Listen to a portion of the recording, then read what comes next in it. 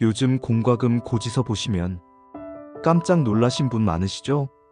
아니, 집에만 있었는데도 왜 가스비, 전기요금이 이렇게 많이 나왔지? 이런 생각 드셨다면 오늘 영상 꼭 끝까지 봐주세요. 안녕하세요. 시니어 살림백서입니다. 오늘은 매달 부담되는 전기요금과 가스비를 줄이는 실속 절약 팁을 알려드립니다. 어렵지 않으니 들으시고 오늘부터 바로 실천해보세요. 요즘은 에너지 요금 자체가 오르기도 했지만 우리의 작은 생활 습관들이 요금을 키우는 주범이 되기도 합니다.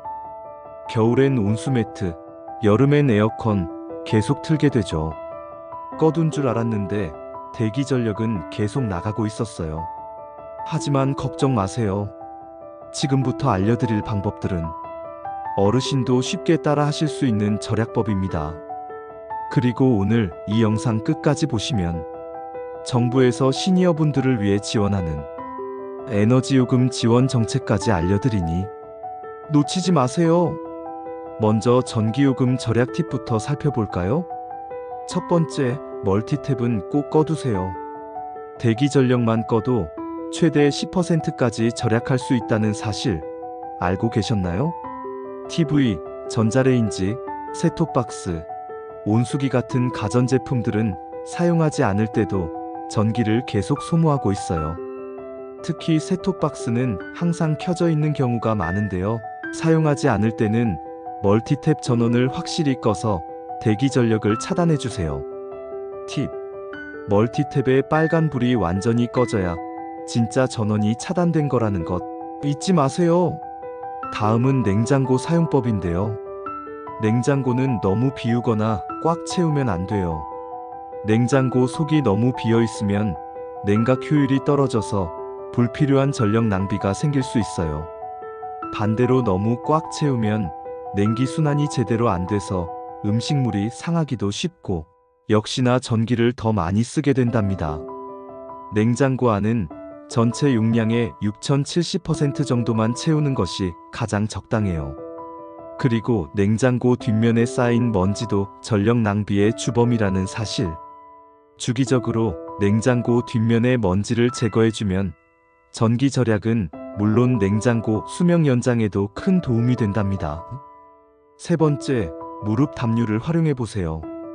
추운 날 전기장판이나 온수매트를 많이 쓰시죠? 물론 따뜻하지만 전기요금 걱정이 되기도 합니다. 전기장판보다는 온수매트보다는 보온병에 뜨거운 물을 담아 안고 무릎 담요를 덮는 것이 훨씬 더 절약됩니다. 체감 온도를 높이는 것만으로도 난방비 절감 효과가 크니 따뜻한 차 한 잔과 담요 한 장으로 아늑한 겨울을 보내보세요. 마지막 전기요금 팁은 바로 LED 전구로 교체하는 거예요. 아직 집안에 백열등이나 형광등을 사용하고 계신가요? LED 전구는 백열등보다 무려 80% 이상 전기 절약 효과가 있어요.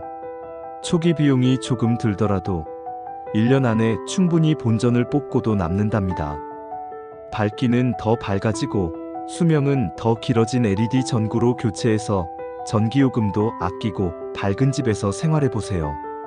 지금 소개해드린 전기요금 절약 팁들 단 한 가지만 바꿔도 전기요금이 확 달라지는 걸 느끼실 거예요. 이제 가스요금 절약 팁으로 넘어가 볼까요? 첫 번째, 보일러 외출 모드를 적극 활용하세요.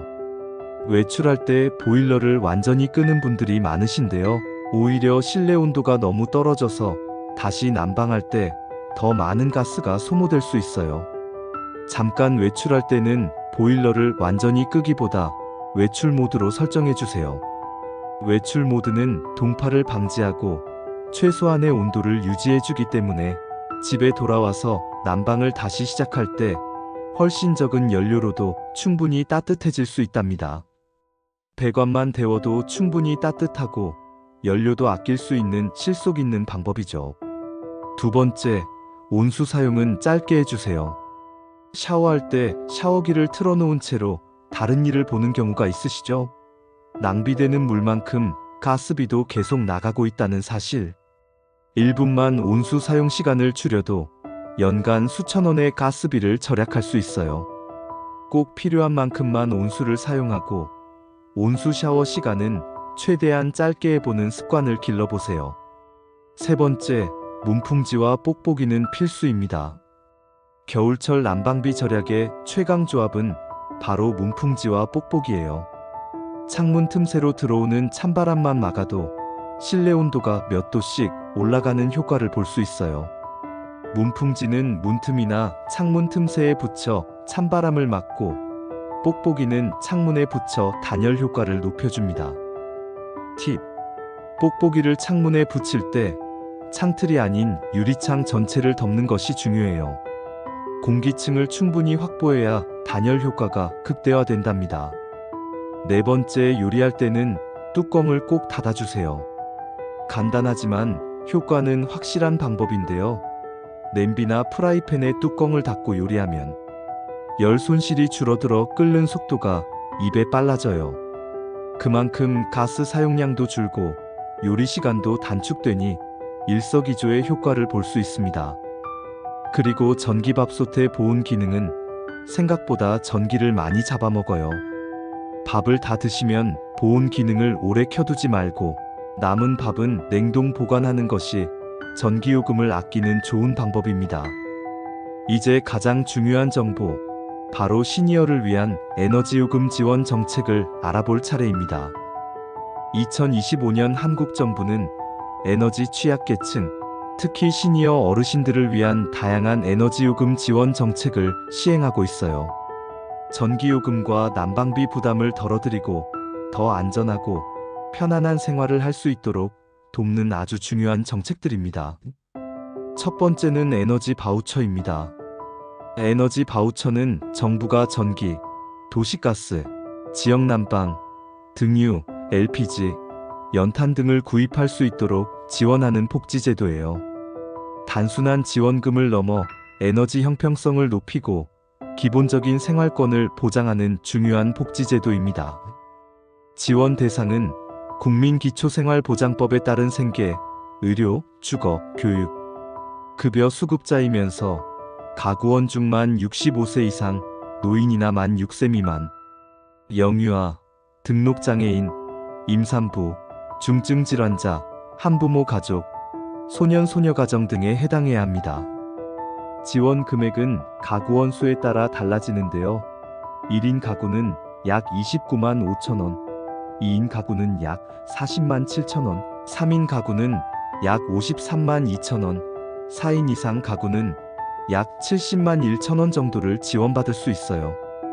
기존에는 여름과 겨울을 나눠서 지급했지만 2025년부터는 계절 구분 없이 통합해서 운영되니 필요할 때 자유롭게 사용할 수 있어서 훨씬 편리해졌답니다. 신청 기간은 2025년 6월 9일부터 12월 31일까지이고 사용 기간은 2025년 7월 1일부터 2026년 5월 25일까지예요.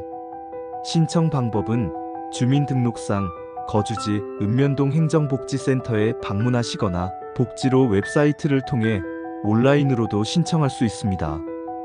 사용 방식은 여름철에는 가상카드를 통해 전기요금 고지서에서 자동으로 차감되고, 겨울철에는 가상카드로 전기, 도시가스, 지역난방 중 하나를 선택해서 요금을 차감하거나 실물카드인 국민행복카드로 전기, 도시가스, 등유, LPG, 연탄 등을 자유롭게 구입할 수 있어요. 꼭 알아두실 점은 세대원 모두가 보장시설 수급자이거나 다른 연료비를 지원받는 경우에는 에너지 바우처, 중복 지원이 안 될 수 있으니 주의해주세요. 두 번째는 전기요금 복지 할인입니다. 한국전력공사에서 에너지 취약계층의 전기요금 부담을 덜어주기 위해 할인 제도를 운영하고 있어요. 기초생활수급자 중 생계, 의료급여 대상자는 월 최대 1만 6천 원까지, 주거, 교육급여 대상자는 월 최대 1만 원까지 할인받을 수 있습니다. 차상위계층은 월 최대 8천 원까지 할인받을 수 있고요. 장애인이나 국가유공자분들은 전기요금의 20%에서 50%까지 할인받을 수 있답니다. 만 18세 미만 자녀가 3명 이상인 다자녀 가구도 전기요금의 30%까지 할인받을 수 있으니 해당되는 분들은 꼭 신청하세요. 신청은 한국전력 고객센터 123번으로 전화하시거나 한전 홈페이지 또는 모바일 앱에서 온라인으로도 신청 가능하고 가까운 한전지사에 직접 방문해서도 신청할 수 있어요. 세 번째는 저소득층 에너지 효율 개선 사업입니다. 이 사업은 에너지 취약계층의 주거 환경을 개선해서 에너지 비용을 절감할 수 있도록 지원하는 사업이에요. 기초생활수급자, 차상위계층, 그리고 복지 사각지대에 있는 가구들이 대상인데요. 난방을 위해 단열 시공, 창호 교체, 고효율 보일러 등을 지원해주고 냉방을 위해 고효율 에어컨도 지원해준답니다. 에어컨은 자부담 없이 1등급 벽걸이형 일대를 지원해줘요. 신청은 전국 기초지자체나 관할 행정복지센터에 방문해서 할 수 있습니다. 마지막으로 기타 지원 정책들도 있어요. 각 지방자치단체마다 추가 난방비 지원 제도를 운영하고 있으니 살고 계신 곳의 주민센터에 문의해서 확인해 보시는 게 좋아요.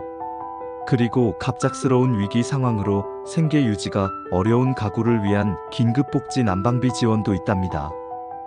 이 모든 정보를 한눈에 보고 싶다면 행정안전부에서 운영하는 보조금24 웹사이트를 이용해 보세요. 자신이 받을 수 있는 모든 정부 지원금을 한 번에 확인하고 신청할 수 있는 아주 유용한 플랫폼입니다. 혹시 에너지 바우처를 아직 사용하지 못한 분들을 위해 우체국 집배원이나 사회복지사분들이 직접 찾아가서 도움을 주는 서비스도 확대될 예정이라고 하니 주변에 알려주시면 좋겠죠? 저소득층 에너지 효율 개선 사업 관련 문의는 한국에너지재단 콜센터 1670-9114로 에너지 바우처 통합 상담은 1600-3190으로 전화하시면 자세한 안내를 받을 수 있습니다.